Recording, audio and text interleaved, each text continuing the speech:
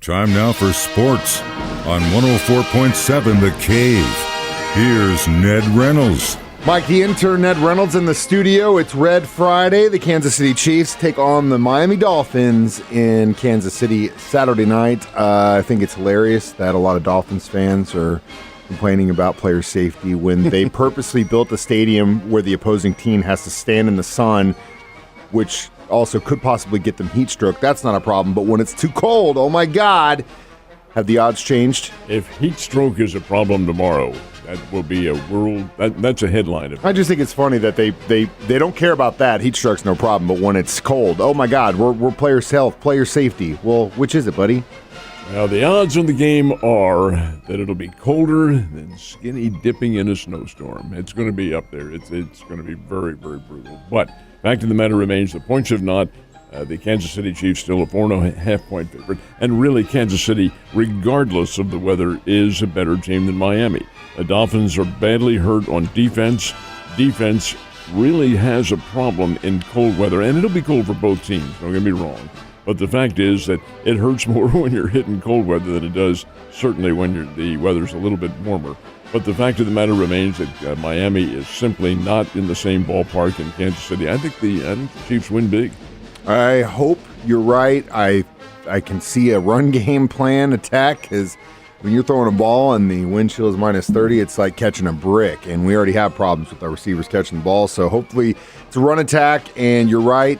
The Dolphins are limping into these playoffs with some big-time injuries to critical players. So we'll see. It might not matter. It's all going to be decided on the field while we're freezing our butts off. It's been a crazy week. Did not have this in my 2024 bingo card that we'd be saying Bill Belichick and Nick Saban aren't with a professional or college team. And a bunch of other guys have either been let go or decided to hang it up. Do we have any decisions on who the replacements are? No, it's a little bit too early now, but I suspect that in fairly short order, some of these teams, including the Patriots and the Chargers and the Denver Broncos, although they're in pretty good shape, but Atlanta Falcons and Washington Commanders and people like that, they'll all have an answer here relatively shortly.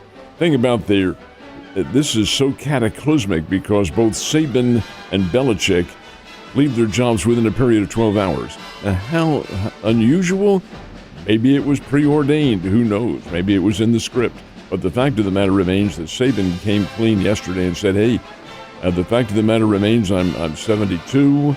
I have lost a lot of passion. That is not fair to anybody. If I can't motivate myself to get out there and recruit and get wins and formulate policy to the extent that I was, then that is not fair. Good on him. I think that's a very intelligent decision. Oh, yeah. He doesn't need the money. Heck, he got $11 million this year, and I'm sure he has an agreement with the university. Hey, it's one of the all-time greats, for heaven's sake. So don't worry about him. And Belichick, same way, 27 years in coaching. And here's a guy who knows fully well he's not going to beat Andy Reid's record of out of a job, and 20 minutes later you have a new job. That's not going to happen. But he will end up somewhere. I'm thinking it's the Chargers because the man still wants to coach. He is interestingly enough, a little bit younger than Saban. It's by a matter of months, but they are virtually the same age. But still, Belichick is a very good coach. May not be the warmest person at all with the media, but that's too bad.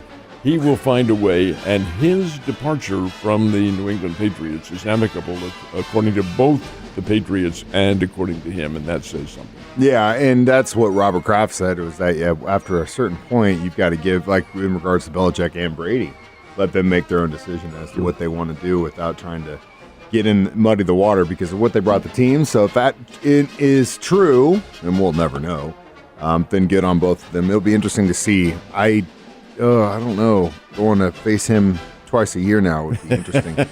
How did the Drury teams make out last night? Well, they both got wins, both playing at home in the O'Reilly Family Event Center. Interesting kind of dichotomy to this one is that the men played first. Usually it's the ladies first and then the men second, but this time the men played first, played the Maryville Saints out of St. Louis. That's Maryville University. And Drury wins it 71-62. Very competitive game. Drury pulling away in the second half to get a margin of victory. Not as close a margin as the Lady Panthers. They were right on the cusp of a big upset. Drury does win it. The Lady Panthers 67, Maryville 65.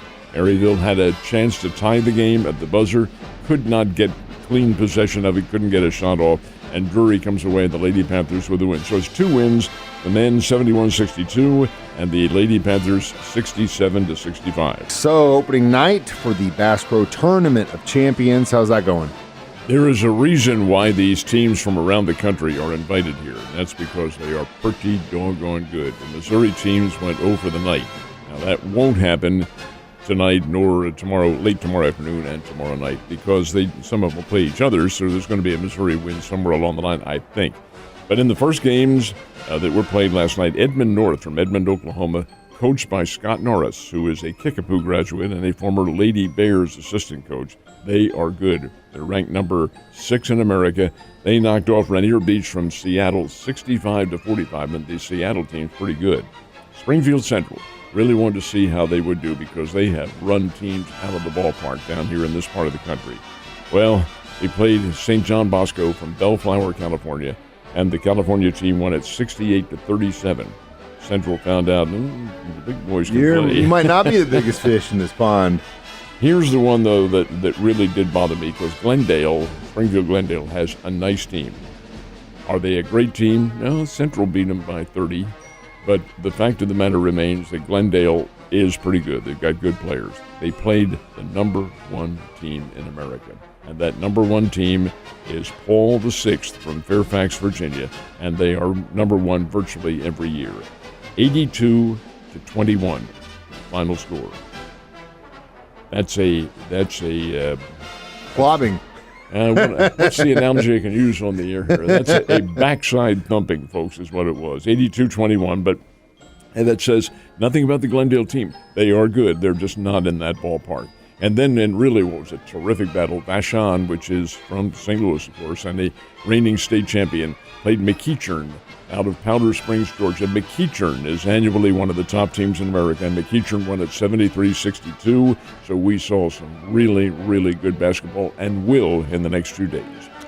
A lot of fun. Unfortunate for those Springfield teams. That's not good for the psyche. How did the Lady Bears make out on their game on the road? They were up in Peoria and played Bradley, a no-look contender. Lady Bears win it 94-66 over a Bradley team that is struggling. Fact is, though, the Lady Bears are pretty good, and they can play, and when they get their game together, they can flash some teams. They did. Lady Bears 94, Bradley 66. To hear they're doing good, and of course, the Kansas City Chiefs, as we mentioned earlier in the show, take on the Miami Dolphins in what could be the coldest game either team have ever played in their entire history. Yes, I'll be there. Yes, I will be bundled. I've done this before. Like I told you before we started talking, thing I keep saying, if someone says they're going and they've never done it, I'm like, you ever gone duck hunting? Well, yeah, okay, you'll know. You know then. Let me ask you a question here, and this is in terms of your, and it is very brief compared to mine, but your very brief association with major events. Now, you may be sitting in on history.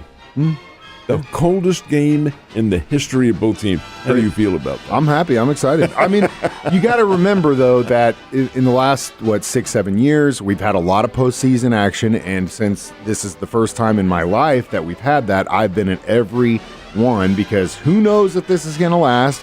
I want to make sure that I was a part of it when it was here and it was fun.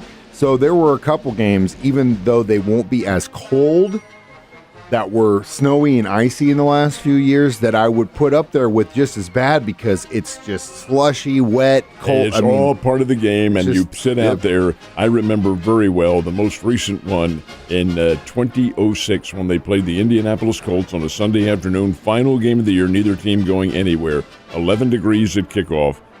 I was not there. I watched it on TV, nor were many of the people because the crowd was 10,000 that day. And it was a meaningless game. Nonetheless, it won't be 10,000 tomorrow night. It'll probably start out at 75,000 and quickly dwindle. But it'll be a very interesting Ned Talk here on The Cave begins at 5 o'clock. That's our pre-game show. The pre-game show with the Chiefs begins at 6. Game time at 7. All under the lights at Arrowhead tomorrow night. First round of the playoffs. A lot of fun. It's going to be very, very, very cold. So again, if you are going, layer, base layers, triple layers, quadruple layers, cover every inch of skin that you have on your body. And if you got friends that have got goggles, borrow those too. Ned, you have a great weekend, and go Chiefs.